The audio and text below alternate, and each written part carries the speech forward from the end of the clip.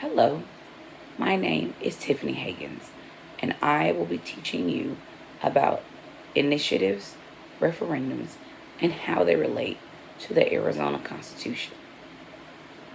First, let's go over what an initiative is. An initiative, as it relates to government, is a petition to propose amendments to a constitution.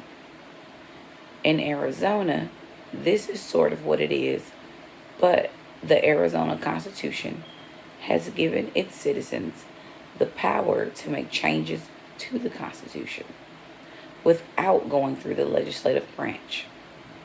In Arizona, initiatives are introduced by citizens writing it in on their ballots and voting for the change they want to see. This process is called ballot initiatives. In Arizona, initiatives are created by its citizens by proposing it on a ballot during an election. The initiative will first be written in on the ballot, then the written initiative will be placed on the next ballot if a set number of its citizens vote in an agreement to adding the proposed initiative to the next ballot to be voted on by the masses. Some pros of an initiative are the citizens have the power to directly impact their government, as well as these initiatives and in keeping the legislative branch unbiased. With pros, there are also cons.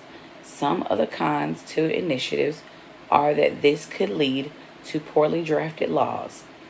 By bypassing the legislative branch, there is no government input or expertise. Now that we have gone over initiative, let's go over referendums. Referendums are proposals of law by the legislative branch that that once decided upon and passed are then voted on by the citizens. Referendums are created by the Senate and the House proposing a law via a majority vote. Once passed at that level, it is then put in the ballot for the citizens of Arizona to vote on.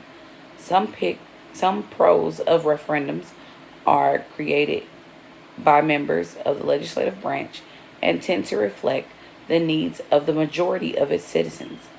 Some cons to the referendums are it puts the control in the hands of the government instead of the people. As the control is in the hands of the government, the politicians tend to be divided by their political parties and could end up pushing the narrative of those political parties, thus creating a divide, which could prevent some proposals from even making it to the citizens to vote upon. In separately talking about initiative and referendums, you should have been able to see how they are alike and different. Just in case you didn't catch it, the biggest way they are alike is that both require citizens' votes to be passed. The biggest way that they are different is that initiatives are proposals done by the citizens themselves, and referendums are done by the legislative branch and then voted on by the citizens. Initiatives and referendums both support direct democracy in the Arizona Constitution. Direct democracy is a new word, so let's figure out what it means. Direct democracy is when laws and policies are decided directly by the citizens as opposed to the legislative branch. With initiative, citizens propose laws and vote on those laws to have them passed.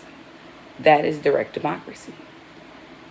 With referendums, the legislative branches propose the laws, but the final decision rests in the hands of its citizens, thus making it also direct democracy.